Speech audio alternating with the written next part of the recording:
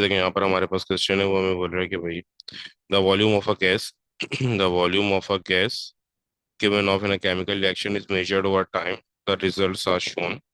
At which volume the rate of reaction is greatest. सही बोला है, कौन से टाइम पे रेट ऑफ रिएक्शन जो है ना वो ग्रेटेस्ट। अच्छा देखो, ये हमारे पास प्रोडक्ट का जो है ना वो ग्राफ है ना। ठीक है।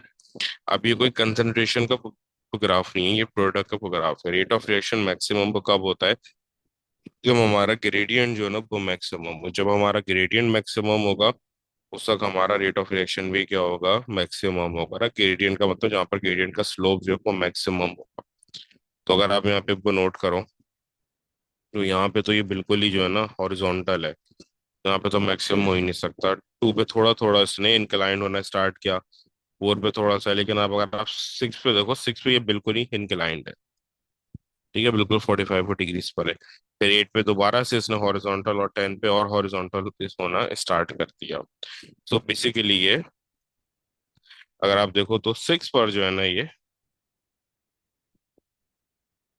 वो आ रहा है, मैक्सिमम आ रहा है।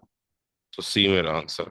यानी जहां पे मेरा कर्व सबसे हाईएस्ट होगा वहां पे रेट ऑफ रिएक्शन जो ग्रेटेस्ट होगा, यानी जिसमें कर्व का टेंजेंट वो ज्यादा होगा।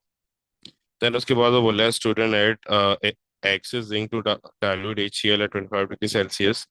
The hydrogen gas produced and collected and measured at room temperature and pressure. The results are plotted and labeled as curve X on the graph. The experiment is repeated with 50 degrees Celsius with all the other condition stays thus remains the same. Which graph shows a result at 50 degrees Celsius? देखो, पहली बात तो ये कि वो बोल क्या रहा है ना हमें। देखो, वो बोल रहा है कि student add excess zinc to the dilute acid ना। हमने जिंक ऐड किया डाइल्यूट एसिड में, HCl में, तो ये बन गया ZnCl2 प्लस H2 गैस जो है वो लिबरेट। ठीक है। अब यहाँ पर हमारे पास जिंक जो है वो एक्सिस में है, और ए जिंक एक्सिस में, तो HCl ऑब्वियसली लिमिटिंग रिएक्टेंट होगा, है ला। ठीक है। अब हाइड्रोजन गैस हमारे पास बन रही है, वो बोला कि the results are plotted and label X on the graph. अब ये एक्स पर जो है ना वो ये वाला ग्राफ हमने वो प्लॉट कर दिया, ये वाला। अब बोलेगा the experiment is repeated at 25 degree Celsius with all the other condition remaining the same, which graph shows the result at 50 degree Celsius. अब हम यहाँ पे टेम्परेचर इंक्रीज कर रहे हैं। टेम्परेचर जब हम इंक्रीज करेंगे, देखो यहाँ पे कोई एक्सो एंडो का जिक्र नहीं है, तो ये इक्विलिब्रिया की तरीके से सॉल्व वो नहीं होगा। ये रेट ऑफ रिएक्शन का है ना। अगर वो हमें बताता कि भाई एंडोथर्मिक है, एक्टोथर्मिक है, तो हम देखते हैं हाँ भाई एंडोथर्मिक है तो इक्विलिब्रियम में सब जाएगा, एक्सो है तो इक्विलिब्रियम में सब जाएगा। बट ये ग्राफ ही मेरा जो है ना, उसने एंडो और एक्सो का जिक्र किया ही नहीं है सिरे से ना। उसने सिरे से एंडो और एक्सो का जिक्र ही नहीं किया है। तो जाहिर सी बात है, जब एंडो एक्सो का जिक्र ही नहीं किया है तो हमारे पास जो ग्राफ है वो इक्विलिब्रिया का नहीं है। इक्विलिब्रिया में तो हर चीज एक्सो एंडो से डिसाइड होती है कि वो लेफ्ट में जाएगा या राइट में जाएगा। यहाँ पे कोई जिक्र नहीं है ना।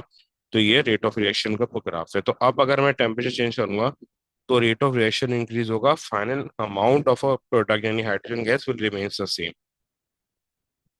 तो ये ए और डी तो हो ही नहीं सकते, क्यों? इसमें तो फाइनल अमाउंट ही चेंज हो रहा है ना, रेट में तो सिर्फ रेट ऑफ रिएक्शन में तेज होता है।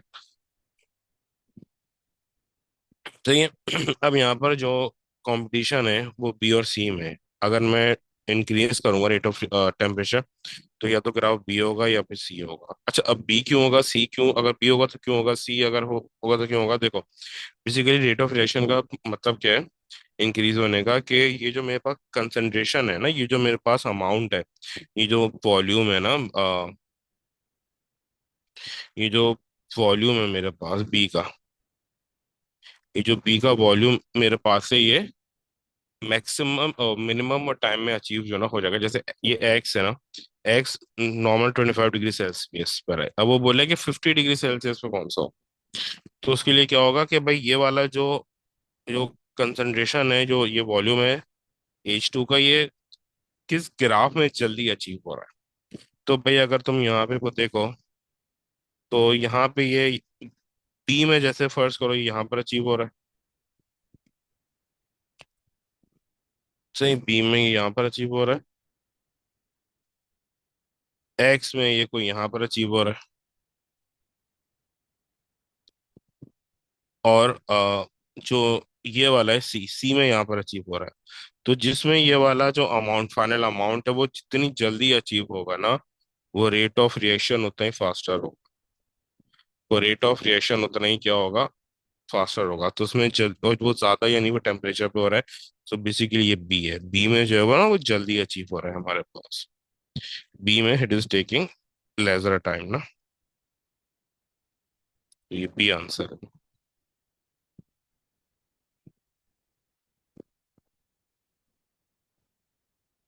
ए में तो फाइनल अमाउंट ही बहुत ज्यादा हो गया ना। रेट ऑफ रिएक्शन में तो खाली रेट चेंज होता है, फाइनल अमाउंट पे कोई फर्क वो थोड़ी पड़ता। ए में तो फाइनल अमाउंट ही चेंज हो गया, ए और डी में। ए में ज्यादा हो गया, डी में वो कम हो गया, तो ये इक्विलिब्रियम के साथ में चले जाएगा, वो यील्ड में चले जाता है। रेट ऑफ रिएक्शन का ग्राफ जो है वो, जो फाइनल अमाउंट है वो सेम आता है इसमें, क्योंकि आप खाली रेट ऑफ रिएक्शन इंक्रीज कर रहे हो ना, आप फाइनल अमाउंट थोड़ी इंक्रीज कर रहे हो। तो इस वजह से ये है नहीं है। समझ आ गए? अगर वो यहाँ पर एंडो एंडो का, एंडो या एक्सो का जिक्र करता, तो फिर जो है ना हम उस तरफ। अच्छा देखो, उसके बाद वो बोल रहा है कि भाई which statement explain why the increasing the concentration of a reactant increases the rate of reaction। अब इनमें से कौन सा जो है ना स्टेटमेंट बोले कि हम अगर कंसंट्रेशन इंक्रीज करें तो रेट ऑफ रिएक्शन भी इंक्रीज हो रहा है ना। Increase in the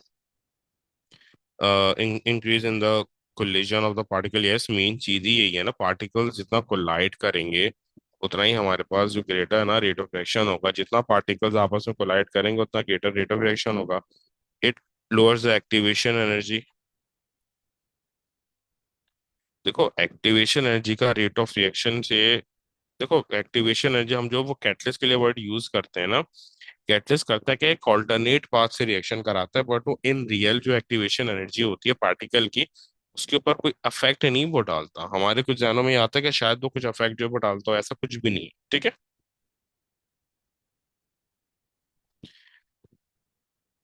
activation energy का मतलब कुछ नहीं होता। फिर बोले a greater proportion of the molecule, a greater proportion of the colliding molecule have the required activation energy।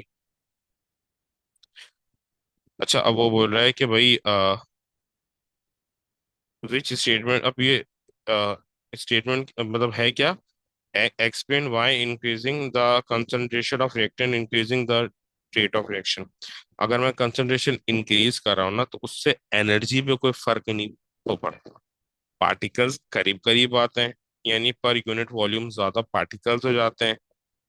जब पार्टिकल्स पर यूनिट वॉल्यूम ज्यादा होंगे तो कोलिजन ज्यादा होगा, तो रेट ऑफ रिएक्शन भी क्या हो रहेगा, ज्यादा हो जाएगा। तो उसमें एनर्जी का कोई अमल दखल सिरे से होता ही नहीं है, एनर्जी का कोई भी रोल नहीं होता ना। एनर्जी का इसमें कोई भी रोल जो है नहीं होता कंसंट्रेशन में।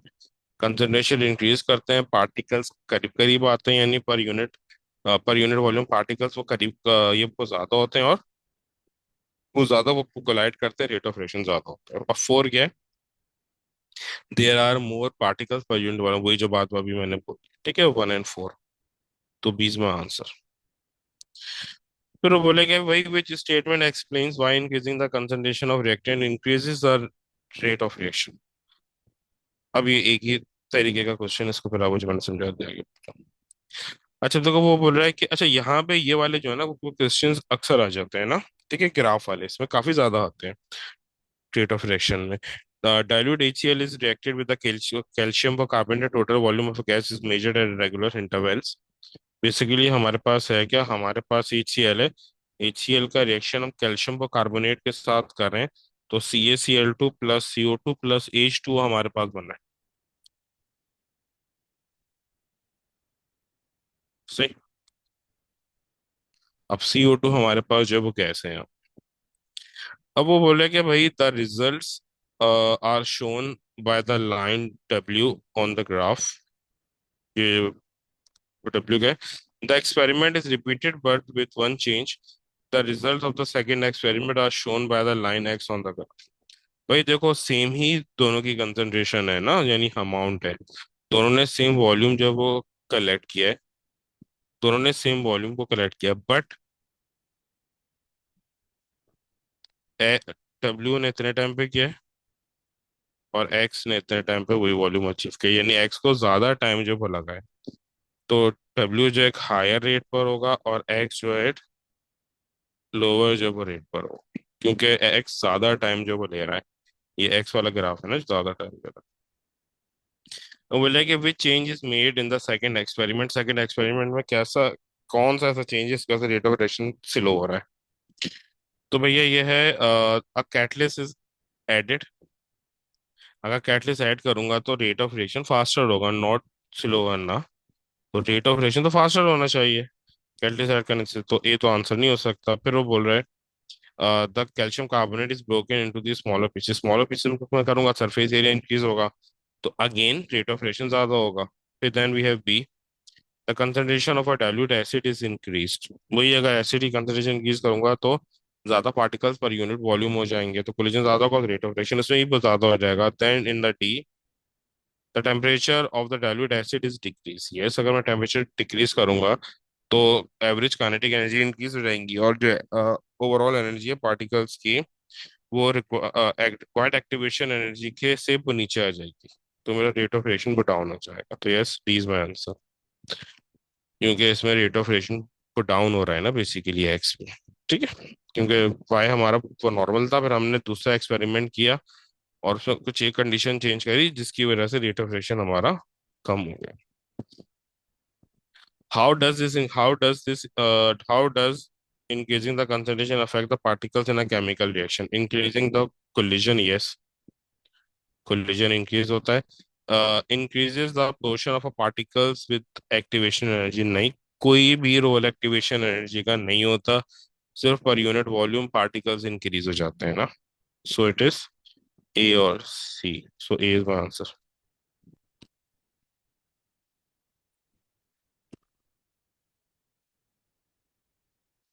अब बोले कि which is the photochemical reaction ना, यानी फोटोकेमिकल यानी कि जो इन द प्रेजेंस ऑफ वो सनलाइट हो ना, ठीक है। Addition of bromine to propene, नहीं, ये एडिशन रिएक्शन, ये तो नॉर्मल एडिशन रिएक्शन होता है, कोई कंडीशन नहीं चाहिए होती है इसके लिए सनलाइट की ना। फिर बी में बोल रहा है esterification of ethanol and ethanoic acid, ये भी नहीं है, क्यों, इसके लिए भी कोई हमें हीट नहीं, सनलाइट नहीं चाहिए होती। किसके लिए सनलाइट चाहिए, ऑक्सीडेशन ऑफ इथेनॉल, इसके लिए भी सनलाइट नहीं चाहिए होती है।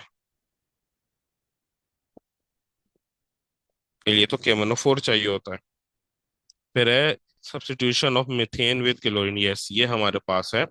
इसमें या तो सनलाइट या यूवी लाइट चाहिए होती है ना हमें, जो हमारा सब्स्टिट्यूशन रिएक्शन होता है एल्केन में, मीथेन इज एन एल्केन ना, तो it is A substitution reaction of alkene, तो जिसमें क्लोरीन के साथ वो रिएक्ट करता है और क्लोरो एल्केन और HCl फॉर्म करता है, उसके लिए यूवी लाइट या सनलाइट चाहिए होती है, तो yes, D is my answer.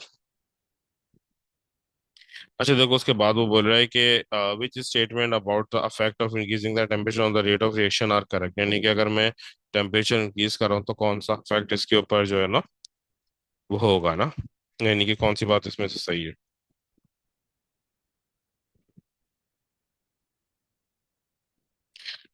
अच्छा, अब वो हमें बोल क्या रहे हैं यहाँ पे।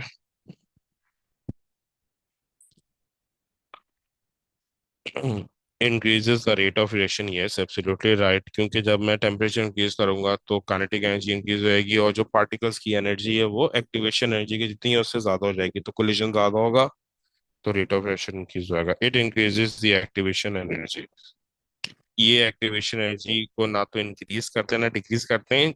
ये टेम्परेचर ना बेसिकली जो पार्टिकल्स होते हैं, जो रिक्वायर्ड एक्टिवेशन, जो पार्टिकल्स होते हैं ना उनकी एनर्जी इंक्रीज करता है, ये एक्टिवेशन एनर्जी को टच नहीं वो करता। Activation energy is a minimum requirement to do a reaction, उसका किसी भी चीज से कोई वो ताल्लुक नहीं है, सही है, वो अपनी जगह पे सेम ही है, यानी वही इतनी ही रिक्वायरमेंट है। टेम्परेचर क्या करते हैं, सब बच्चे गलती करते हैं, वो एक्टिवेशन एनर्जी को इंक्रीज को यस जो वो कर देते हैं। टेम्परेचर जस्ट जो एवरेज एनर्जी है उसको इंक्रीज करता है, but it doesn't influence any of the activation energy, वो सिर्फ ये पार्टिकल्स की एनर्जी को इंक्रीज करता है, तो क्रॉस, इट इंक्रीजेस था। फ्रीक्वेंसी ऑफ कोलिजन, यस, जब दैट्स में द पार्टिकल्स के पास ज्यादा एनर्जी होगी तो they will move more, so they will collide more. तो फ्रीक्वेंसी ऑफ कोलिजन, यस, वो ज्यादा हो जाएगी, तो 1 and 3। एक्टिवेशन एनर्जी वैसे तो इंक्रीज होती नहीं है, लेकिन हम उस सेंस में बोलते हैं एक्टिवेशन एनर्जी कभी भी इंक्रीज नहीं होती। एक्टिवेशन एनर्जी हमेशा सेम रहती है। कैटलिस्ट के लिए बोलते हैं कई जगह पे कि वो एक्टिवेशन एनर्जी डाउन कर देता है, लेकिन वो भी एक्टिवेशन एनर्जी डाउन नहीं करता, उसका क्राइटेरिया अलग है रिएक्शन का ना। वो ऐसे पाथ से रिएक्शन कराता है जिसकी एक्टिवेशन एनर्जी वो कम हो, ठीक है। लेकिन रिएक्शन की एक्टिवेशन एनर्जी को वो भी इसके साथ वो छेड़छाड़ नहीं करता, ठीक है। अच्छा देखो, अब यहाँ पर वो बोला है कि अब ये वाला क्वेश्चन 9 अगेन वही टेम्परेचर का है। The habit shown in is use to measure the rate of reaction. अब देखो यहाँ पर हमारे पास वो गैस आ रही है ना, क्योंकि गैस सिलेंडर यूज कर रहे हैं। वो बोला है कि विच equation represents a reaction where the rate of reaction can be measured using this apparatus। भाई ये गैस सिलेंडर है, तो यानी यहाँ पे प्रोडक्ट में गैस होगी, प्रोडक्ट में क्या होगी, गैस होगी, तो ये उसको मेजर करने के लिए वो यूज हो रहा है, सही। अब यहाँ पे देख लो प्रोडक्ट में गैस कहाँ पर है। प्रोडक्ट में गैस सिर्फ ए के पास है ना, यानी कि H2 बन रहा है, ये रहो, H2 बन रहा है ना यहाँ पे हमारे पास, तो ए आंसर। बाकी इसमें सॉलिड और एक्वस बन रहा है, तो ये तो नहीं हो सकता। डी में भी सॉलिड बन रहा है ना यार, ये भी नहीं हो सकता। बी में एक्वस और लिक्विड बन रहा है, तो ये भी नहीं हो सकता। अब देखो यहाँ पे वो बोल रहा है कि भाई excess dilute HCl is added to the equal mass of a powdered calcium carbonate in two separate experiment. Two different concentration of HCl are used. The temperature in both the experiments is same. The result show the change in mass in the flask measured over time.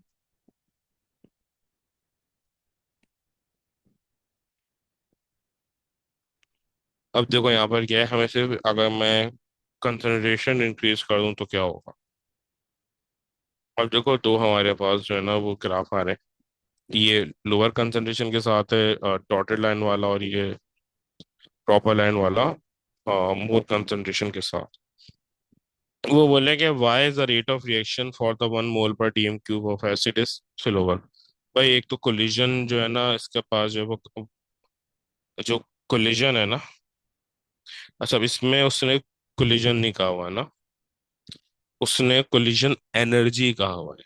यहाँ पे बड़ा ये गड़बड़ होती है, अक्सर ऐसी terms देते हैं कि एक समझ नहीं आता। देखो अगर खाली अगर आपको खाली कोलिजन देखो ना, तो कोलिजन तो जाहिर सी बात है बी वाले का जो है वो ज्यादा होगा, सॉरी टू वाले का वो ज्यादा होगा कोलिजन, क्योंकि कंसंट्रेशन ज्यादा, और ए वाले का कोलिजन जो है वो कम होगा। बट वो कोलिजन की बात नहीं कर रही, टॉकिंग अबाउट द कोलिजन है एनर्जी। तो कंसंट्रेशन का एनर्जी से कोई को ताल्लुक नहीं है, तो दोनों की एनर्जी सेम होगी, वन वाले की भी टू वाले की।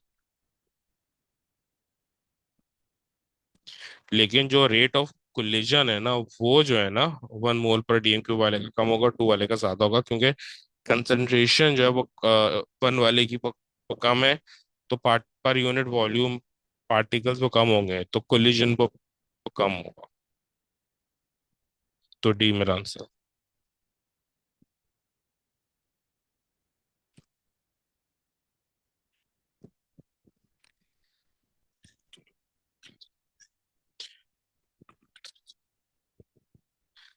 Ammonia is produce by the Haber process.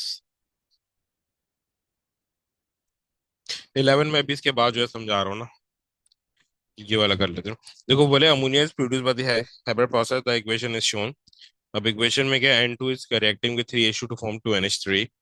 अब वो बोल रहा है कि the forward reaction is exothermic, which statement is correct. Forward reaction exothermic है, मतलब कौन सी स्टेटमेंट जो है वो सही है, ठीक है। वो बोल रहा है कि increasing the pressure decreasing the yield of ammonia but speeds up the reaction.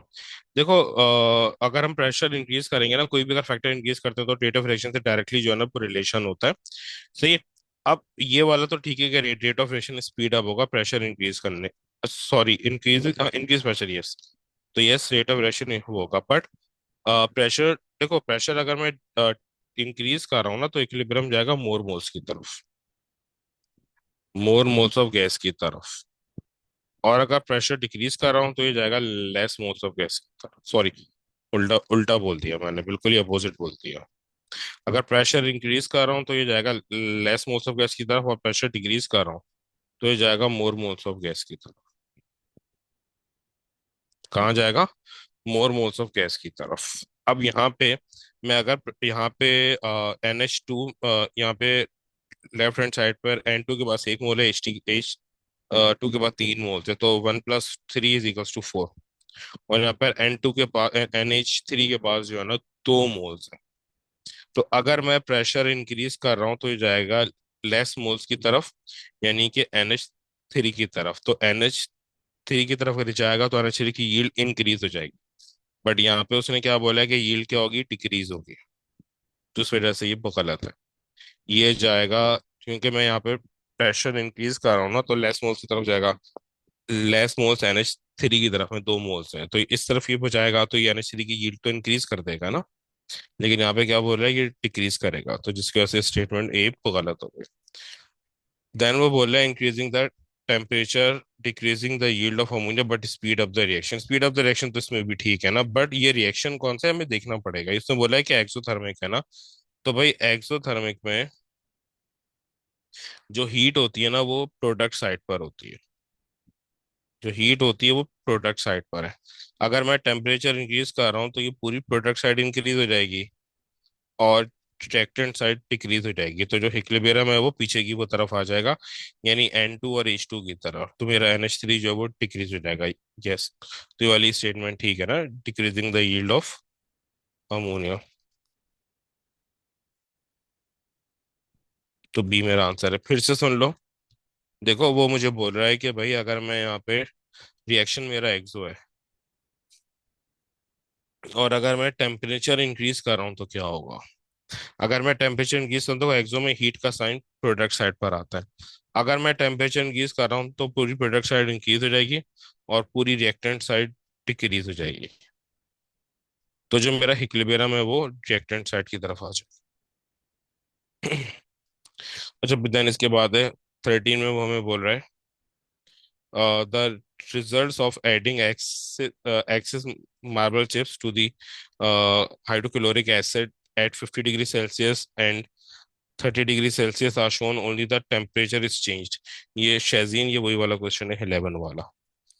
अब वो बोल रहा है कि भाई हम जो है ना कैल्शियम कार्बोनेट ऐड करें। ये 11 में भी स्टेप पे किया था, कुछ बच्चों को समझ नहीं आता, इसलिए मैं ये दोबारा करा रहा हूँ। हम HCl ऐड कर रहे हैं तो बनेगा क्या हमारे पास? CaCl2 इक्वेशन ये बैलेंस नहीं है, ठीक है। ये गैस हो गई और ये H2 ओ हमारे पास लिक्विड हो गया। अब वो बोल रहा है कि विच रॉड, अब हमारे पास दो ग्राफ दिए हैं, ये 50 डिग्री सेल्सियस का या 30 डिग्री सेल्सियस का। अब जाहिर सी बात है 30 डिग्री सेल्सियस का रिएक्शन स्लो होगा, 50 डिग्री सेल्सियस का रिएक्शन फास्टर होगा। तो बोला है कि which rod describes the reacting particles at 30 degree Celsius compare to the 50। जाहिर सी बात है 30 डिग्री सेल्सियस में पार्टिकल्स के पास एनर्जी वो कम होगी। 30 डिग्री सेल्सियस में पार्टिकल्स के पास एनर्जी वो कम होगी, तो जो कोलिजन रेट है वो भी वो कम होगा। सही है। तो दोनों में क्या होगा? लोअर लोअर आ जाएगा ना। तो डी मेरा आंसर है।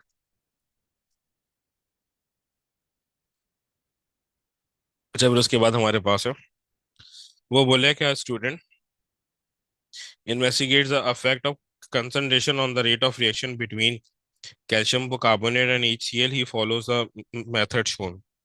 अब वो रिएक्शन कर रहा है किसका? वही कैल्शियम कार्बोनेट का और HCl का ना। सबसे ज्यादा तो यही होता है, बहुत ज्यादा आता है ये शो में। देखो मैं यहाँ पे CO2 के साथ गैस लिख रहा हूँ क्योंकि गैस को अक्सर वो करता है। अब वो ये वाला ये प्रोसीजर कर रहा है। Place 1 calcium carbonate in a flask, add excess HCl, let the reaction continue until no more gas is made. यानी कि आप रिएक्शन को करे जा रहे हो, HCl ऐड वो करे जा रहे हो, जब तक आपके पास सारे का सारा कैल्शियम कार्बोनेट खत्म नहीं हो जाता। जैसे ही कैल्शियम कार्बोनेट वो खत्म होगा, CO2 बनना वो बंद हो जाएगी।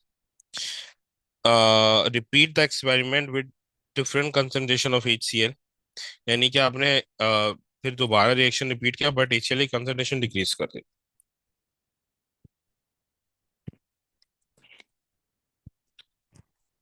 which essential step has been left out of the method if he is work out on the rate of reaction। भाई यहाँ पे उसने जो मेन चीज है ना, अब हम ये किसको जो है ना वो कर रहे हैं। देखो अब अगर मैं यहाँ पे उसने किसी चीज की जो कलेक्शन है ना उससे वो rate of reaction find out नहीं कर रहा। वो rate of reaction find out जो है वो कैसे कर रहा है कि भाई उसने पहले 1 ग्राम कैल्शियम को कार्बोनेट लिया, फिर उसमें HCl वो डाले जा रहा है, वो डाले जा रहा है। फिर जब तक जो है ना वो गैसेस बनना बंद नहीं हो जाता, CO2 बनना बंद नहीं हो जाता, वो HCl वो डाले जा रहा है। जैसे ही CO2 बनना वो बंद होगा, दैट मीन्स कि हमारा सारे का सारा जो है वो कैल्शियम कार्बोनेट है। मैंने कैल्शियम क्लोराइड लिख दिया यहाँ पे गलती से, ना कैल्शियम ये वो कार्बोनेट है। यानी हमारा सारे का ये कैल्शियम वो कार्बोनेट हो गया, मैं गलती से कैल्शियम क्लोराइड लिख दिया। तो सारे का सारा कैल्शियम कार्बोनेट वो खत्म हो गया। अब वो रिएक्शन कर तो रहा है, बट हम यहाँ पे गलती क्या कर रहे हैं, वो टाइम ही को मेजर नहीं कर रहा कि कितने टाइम में जो गैस है उसका आना वो बंद हो गया है। वो कर क्या रहा है, वो टाइम ही जो है ना वो मेजर नहीं कर रहा कि कितने टाइम में मेरा रिएक्शन जो गैस आना जो वो बंद हो, यानी कितने टाइम में रिएक्शन मेरा कंप्लीट हो गया। सो बेसिकली वो टाइम जो है ना वो नोट नहीं कर रहा है। तो उसको ये पता भी नहीं चल रहा है कि जो रेट है वो कितनी देर या कितने, यानी कितने टाइम में जो है मेरा रिएक्शन कंप्लीट हो रहा है। सो बेसिकली यहाँ पर सारा इशू किसका है, इशू है वो टाइम का। यहाँ पर वो टाइम जो है ना कैलकुलेट नहीं वो कर रहा है, जिसकी ये वजह से इशू आ रहा है।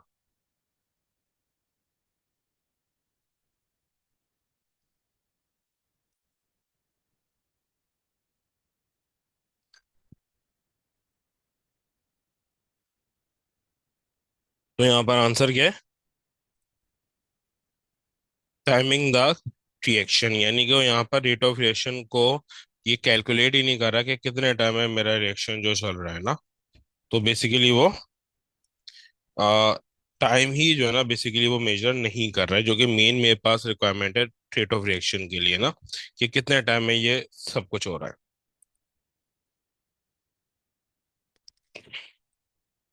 अच्छा अब देखो देन अगेन इसके, अच्छा ये तो हमने कर लिया ना। हाँ अब देखो जैसे यहाँ पर हमारे पास ये क्वेश्चन में बोलेगा the rate of reaction between the calcium carbonate chips and hydrochloric acid is studied by collecting the volume of a gas released in 1 minute at different temperature। A graph of a rate of reaction against the temperature is shown। अब देखो वो बोल रहा है कि भाई हमारे पास एक रिएक्शन हो रहा है, रिएक्शन अगेन वही कैल्शियम कार्बोनेट और HCl का हो रहा है ना। मैंने कहा ना एक ही रिएक्शन में जो है ना वो चलाता है इसमें। ठीक है। is studied by collecting the volume of a gas released in 1 minute at different temperature। यानी कि वो जो है ना इसका रेट ऑफ रिएक्शन ये कैलकुलेट करा है कि 1 मिनट में कितना CO2 जो है वो प्रोड्यूस हुआ है with the different temperature. A graph of rate of reaction against the temperature is shown. अब देखो यहाँ पर वाई एक्सिस पे रेट ऑफ रिएक्शन है, एक्स एक्सिस पे वो टेम्परेचर है ना, तो ये हमारे पास ग्राफ हो गया। विच statement fully explains why the reaction increasing the temperature has affect on the rate. यानी कि क्या इफेक्ट आ रहा है इंक्रीजिंग द टेम्परेचर का ना। यहाँ पे कुछ भी नहीं है भाई, ये ग्राफ हमारे पास डिफिकल्ट होता है जिसकी वजह से हमें यहाँ पे मुश्किल होती है, और वो कुछ भी नहीं है। ये वाला वो ग्राफ जो है बहुत कम आता है हमारे सामने। नॉर्मली जो ग्राफ आता है वो या तो यूं आता है, ठीक है, या यूं आता है रेट ऑफ रिएक्शन का। इस तरीके का ग्राफ ना बहुत कम आता है। वो बोले कि भाई which statement fully explain why increasing the temperature has this effect on the rate. The kinetic energy of the particles increases so collisions are harder. Collision faster होंगे, हार्डर नहीं होंगे। सही है। यानी कि देखो हार्डर तो उस वक्त है कि जब आपके पास जो है ना अ, जो एनर्जी है वो अनलिमिटेड जो ना हो जाए, यानी पार्टिकल्स इतनी एनर्जी पे आ जाए कि बस। भाई जैसे एक्टिवेशन एनर्जी फर्स्ट करो हमारे पास 700 है। तो जो पार्टिकल्स होंगे ना या तो वो 700 पे आके को रुक जाएंगे जब मैं उनको टेम्परेचर दूंगा, या फिर वो 700 से जरा सा एक्सीड जो है वो कर जाएंगे। ऐसा वो नहीं होगा कि मैंने सेवन, अब मैंने मेरे पास एक्टिवेशन एनर्जी 700 की है और मैंने इतनी एनर्जी दे दी कि पार्टिकल 7,000 पे चले गए। ऐसा नहीं होता है। तो वो कोलिजन कोई हार्डर नहीं होगा। Yes, it will be faster ना। फास्टर एक अलग चीज है, हार्डर एक अलग चीज है कि आपके पास एक्स्ट्रा ऑर्डिनरी एनर्जी आ। ठीक है। So A cannot be the answer. फिर देन वो बोल रहा है कि भाई the number of collisions between the particles increases। अब अब देखो, अब यहाँ पे ना एक चीज है, जो स्टेटमेंट है ना, वो ये जो पी है, ये टेम्परेचर के लिए स्पेसिफिक जो नहीं है। मैं चाहे प्रेशर इंक्रीज करूं, मैं चाहे सरफेस एरिया इंक्रीज करूं, चाहे कंसंट्रेशन इंक्रीज करूं, जिसके साथ जो है ना कोलिजन इंक्रीज हो। ठीक है। और बेसिकली होता क्या है, ये जो कोलिजन इंक्रीज होते हैं ना, ये नॉर्मली कंसंट्रेशन के लिए होता है, क्योंकि कंसंट्रेशन में ज्यादा पार्टिकल्स जो है ना वो एक्टिवेशन एनर्जी, जो ज्यादा पार्टिकल्स कम एनर्जी कम वॉल्यूम में ना आ जाते हैं ना। कंसंट्रेशन में क्या होता है कि ज्यादा वो पार्टिकल्स कम वॉल्यूम में ना आ जाते हैं, ज्यादा वो पार्टिकल्स रिड्यूस वॉल्यूम में जो है ना आ जाते हैं। कंसंट्रेशन में क्या होता है, कंसंट्रेशन इंक्रीज करने का वो मतलब क्या है, पहले कम पार्टिकल्स जो थे रिक्वायर्ड ये वॉल्यूम में थे, यूनिट ये वॉल्यूम में थे, कंसंट्रेशन इंक्रीज करने का मतलब है अब ज्यादा पार्टिकल्स जो है ना अब उस वॉल्यूम में जो वो आ जाएंगे, तो उनका कोलिजन इंक्रीज हो जाएगा, नंबर ऑफ कोलिजन इंक्रीज हो जाएगा क्योंकि ज्यादा पार्टिकल हो गए।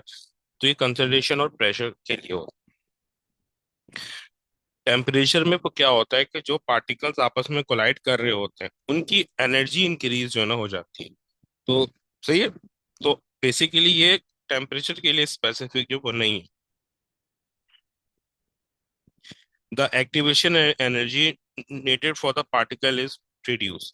ये कैटलिस्ट में होता है। कैटलिस्ट में ऑल्टरनेट रूट से रिएक्शन कराता है जिसकी एक्टिवेशन एनर्जी वो कम हो। बट वो जो एक्टिवेशन एनर्जी है वो पार्टिकल्स की, बाकी उसको कोई और वो टच भी नहीं करता, सिर्फ ये कैटलिस्ट ही ऑल्टरनेट रूट से रिएक्शन कराता है जिसकी एक्टिवेशन एनर्जी कम हो। So this also can not be the answer. D में बोल रहा है देयर आर, अब दैट्स बात है, अब तीनों नहीं है तो डी आंसर होगा। There are more frequent collision between the particle with enough energy to react. Yes. अब क्या होता है, पार्टिकल्स आपस में कोलाइड तो कर रहे होते हैं बट उनके पास ज्यादा एनर्जी होती तो नहीं है। तो जब हम उनको टेम्परेचर देते हैं तो वो ज्यादा पार्टिकल्स एनर्जी को गेन करते हैं। तो अब उनका रिएक्शन आसानी से वो हो जाता है ज्यादा कोलिजन के साथ। ठीक है। यानी अब जो कोलाइड कर रहे हैं उनके पास एनर्जी जो है इतनी है कि वो बआसानी रिएक्ट जो वो कर सकते हैं। तो डी इज माई आंसर। भाई जहां पे भी टेम्परेचर का कुछ आएगा तो वहां पर एनर्जी आएगी, यानी कि टेम्परेचर करता ही यही है, एनर्जी को इंक्रीज जो है वो करता है। सही।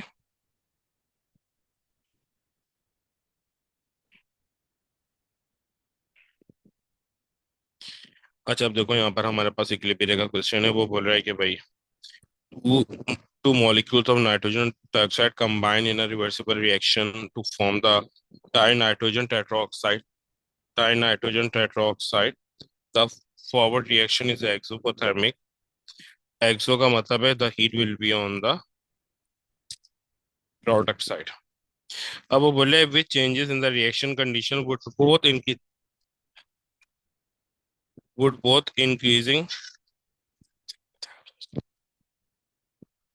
which changes in the reaction condition would both increase the amount of dinitrogen tetrachloride at equilibrium।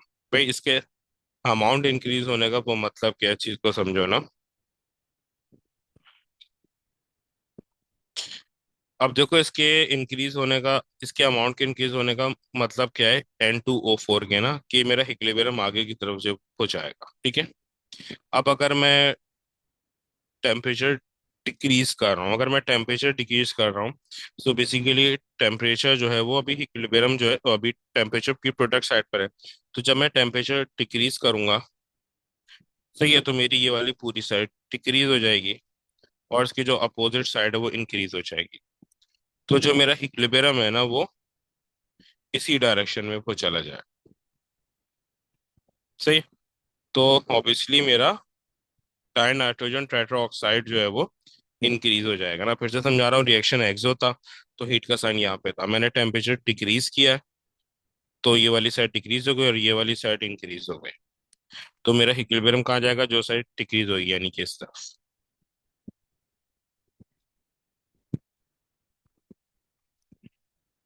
तो डिक्रीज इन दी टेम्परेचर। और फिर उसके बाद बोला है प्रेशर का। अच्छा, अब प्रेशर में क्या है, अब अ, अगर मैं प्रेशर इंक्रीज कर रहा हूँ ना तो ये जाएगा मोर गैस की तरफ, मोर गैस के मोल्स की, तो सॉरी उल्टा बोल दिया फिर से, लेस मोल्स ऑफ गैस की तरफ ना। और अगर मैं प्रेशर डिक्रीज कर रहा हूँ तो ये जाएगा मोर मोल्स ऑफ गैस की तरफ, ज्यादा गैस के मोल्स की तरफ जो है वो चला जाएगा। तो अब यहाँ पे इस तरफ गैस के 2 मोल्स हैं और इस तरफ गैस का 1 मोल है। तो भाई क्योंकि यहाँ पे गैस के मोल जो है वो 2 हैं, यहाँ पे गैस का मोल जो है वो 1 है, तो जब मैं प्रेशर इंक्रीज करूंगा तो ये जाएगा लेस मोल्स ऑफ गैस की तरफ, यानी कि फॉरवर्ड को डायरेक्शन की तरफ। और ये इस तरफ जाएगा तो N2O4 इंक्रीज हो जाएगा, यानी इसकी ये जो यील्ड है वो इंक्रीज हो जाएगी। सो बेसिकली प्रेशर हमें इंक्रीज करना है। सो प्रेशर इंक्रीज जो है वो कहाँ पर हो रहा है, यहाँ पे increasing the pressure, increasing the pressure. और अगर मैं प्रेशर डिक्रीज करूंगा तो ये मोर मोल्स ऑफ गैस की तरफ जाएगा, मोर मोल्स ऑफ गैस यहाँ पर। तो yes, B is my answer.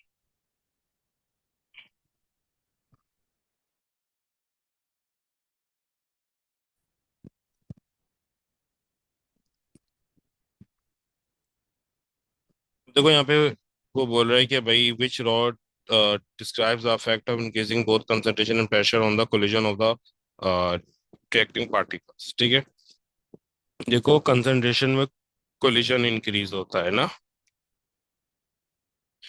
Concentration में कोलिजन इंक्रीज होता है, टेम्परेचर में भी कोलिजन इंक्रीज होता है, बट जो कोलिजन होता है उसके पास यानी कि ज्यादा एनर्जी के साथ कोलिजन हो रहा होता है।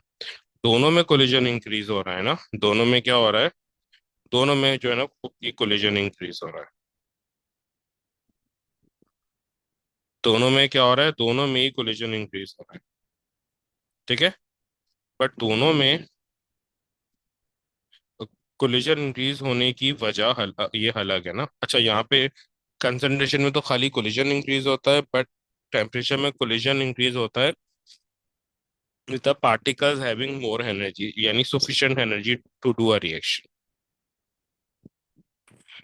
So कंसंट्रेशन इंक्रीज करूंगा तो यस, मोर कोलिजन पर सेकंड ना। ठीक है। अच्छा, अब बी इसका नहीं है, बी में क्या बोल रहा है, more collision per second and more collision with the sufficient energy to react. Energy का कोई रोल ही नहीं होता ये कंसंट्रेशन में। कंसंट्रेशन में सिर्फ पार्टिकल्स इन जो है वो इंक्रीज होता है पर यूनिट वॉल्यूम, तो वो ज्यादा टकराते हैं तो रेट ऑफ रिएक्शन फास्टर होता है। तो यहाँ पे सुफिशिएंट एनर्जी यानी मोर रिएक्शन का कोई भी रोल नहीं है, तो ए या सी में से कोई आंसर है। अच्छा, टेम्परेचर में ये दोनों नहीं हो सकते। वो बोल रहा है कि मोर कोलिजन पर सेकंड, ये हाफ स्टेटमेंट है। टेम्परेचर में क्या होता है, जब आप टेम्परेचर इंक्रीज करते हो तो पार्टिकल्स ज्यादा एनर्जी को गेन करते हैं, तो पार्टिकल्स एनर्जी गेन करके अपनी एनर्जी इंक्रीज को कर लेते हैं। तो कोलिजन तो ज्यादा होता है, उसके साथ साथ जो पार्टिकल्स वो टकरा रहे होते हैं उनकी एनर्जी भी बहुत ज्यादा होती है, जो पार्टिकल्स कोलाइड कर रहे होते हैं उनकी एनर्जी भी बहुत ज्यादा होती है। तो सी या डी में से कोई ऑप्शन है, सॉरी, सी या डी में से कोई ऑप्शन है तो उसका ऑप्शन है C।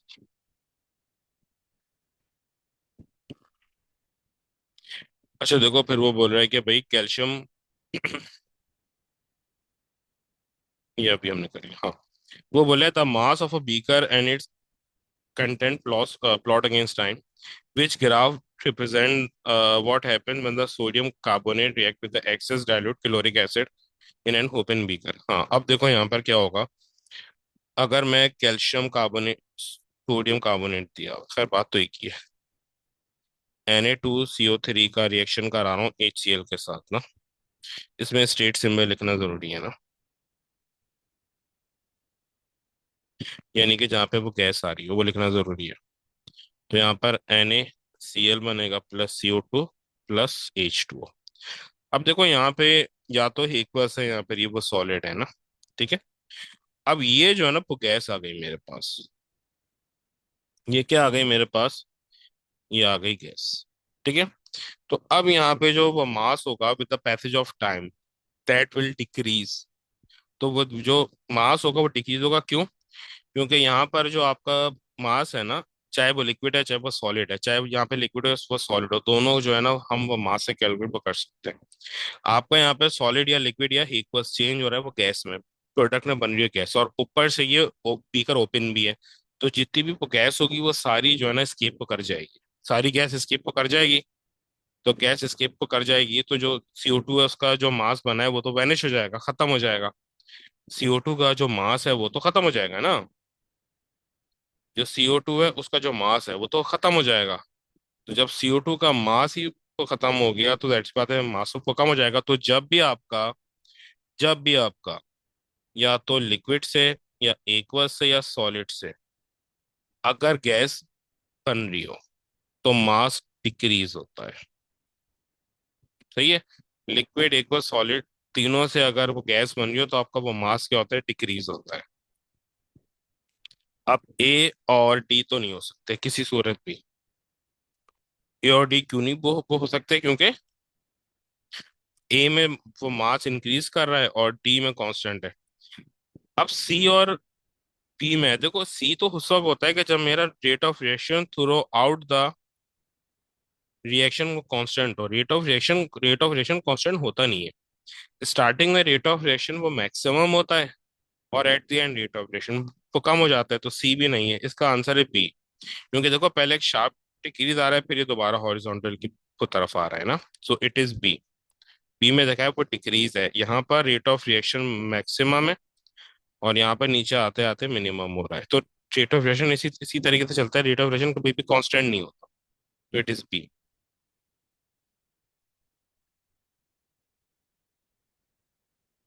अब देखो जैसे ये हमारे पास है, वो बोल रहा है, ये लास्ट क्वेश्चन है, the rate of reaction between the magnesium and axis dilute hydrochloric acid was followed by measuring the mass of magnesium present at regular time intervals. हम Mg ऐड कर रहे हैं किसमें, HCl में ना। हमारे पास क्या बन रहा है, MgCl2 plus H2 gas will be liberated. अब Mg यहाँ पे सॉलिड है, बाकी HCl और MgCl2 आर एक्वस। अब वो बोल रहा है कि भाई अब यहाँ पे जो मास है मैग्नीशियम का ना उसे हम रेट ऑफ रिएक्शन कैलकुलेट कर रहे हैं। Two experiments were performed. Both experiment used 0.1 gram of magnesium ribbon. The acid in the experiment 1 was less concentrated than in experiment 2. Which graph shows the result of this experiment of the experiments? अब वो बोल रहा है कि acid one less concentrated है ना, तो जब लेस वो कंसंट्रेटेड है, तो जब लेस कंसंट्रेटेड है तो उसका रेट ऑफ रिएक्शन भी क्या होगा, वो कम होगा। ठीक है। अब देखो यहाँ पे हो क्या रहा है ना,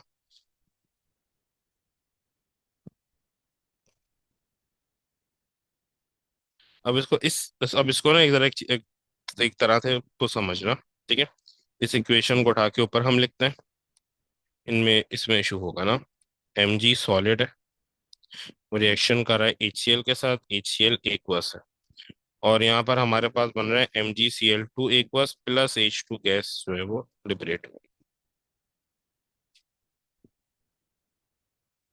सही। अब वो यहाँ पर क्या बोल रहे हैं, दो एक्सपेरिमेंट जो वो परफॉर्म हो रहे हैं, दो एक्सपेरिमेंट क्या हो रहे हैं, परफॉर्म हो रहे हैं दोनों में। एक ये है एक्सपेरिमेंट 1 और ये है एक्सपेरिमेंट 2। ये है एक्सपेरिमेंट 1, ये है एक्सपेरिमेंट 2। एक्सपेरिमेंट 1 में हमारे पास क्या है, एक्सपेरिमेंट 1 में हमारे पास मतलब दोनों में जो मास है वो 0.1 ग्राम है। लेकिन इसमें HCl की जो कंसंट्रेशन है, जो HCl की कंसंट्रेशन है ना, in in the acid in experiment 1 was less concentrated than experiment 2। जैसे फर्स्ट को इसकी कंसंट्रेशन यहाँ पे 0.1 है तो इसमें 0.2 है। अब वो बोल रहे हैं कि भाई चेंज इन मास इनमें से कौन सा जो है वो हीट डिस्क्राइब कर रहा है। जाहिर सी बात है कि भाई जिसमें कंसंट्रेशन तो ज्यादा होगी वो रिएक्शन फास्टर होगा। ठीक है। अब जाहिर सी बात है जो ये वाला जो ऊपर वाला रिएक्शन है ये स्लो रेट के साथ है, 2 वाला फास्टर रेट के साथ है। तो अब क्योंकि यहाँ पे कंसंट्रेशन जो है वो ज्यादा है, तो रेट ऑफ रिएक्शन भी क्या होगा, फास्टर होगा। तो इसमें हमें सबसे पहले तो ये कि the mass of magnesium will decrease. क्यों? क्योंकि मेरा मैग्नीशियम वो कन्वर्ट हो रहा है H2 गैस में, तो मास ऑफ मैग्नीशियम तो डिक्रीज होगा ही होगा। ठीक है। तो सी और डी तो हो ही नहीं सकते क्योंकि इसमें मास इंक्रीज हो रहा है। अब ए और बी में से कौन सा होगा भाई? टू में कंसंट्रेशन ज्यादा है और एक्सपेरिमेंट वन में तो कम है। तो टू में जो है ना मास जल्दी डिक्रीज हो रहा है, यानी फास्टर रेट पे डिक्रीज हो रहा है ना, क्योंकि इसकी वो कंसंट्रेशन क्या है HCl की, वो कम है। ठीक है। तो ए मेरा आंसर है। बी क्यों नहीं है? बी में उसने जो टू वाला वो ग्राफ है वो ऊपर बनाया, यानी कि हायर कंसंट्रेशन को ऊपर को बनाया है। यहाँ पे ये तो ये बता रहे हैं ना कि रेट क्या है, स्लोवर है। तो टू का रेट स्लो थोड़ी जो है ना वो हो सकता है, टू का तो फास्टर होगा क्योंकि कंसंट्रेशन बहुत ज्यादा है। तो इस वजह से बी आंसर।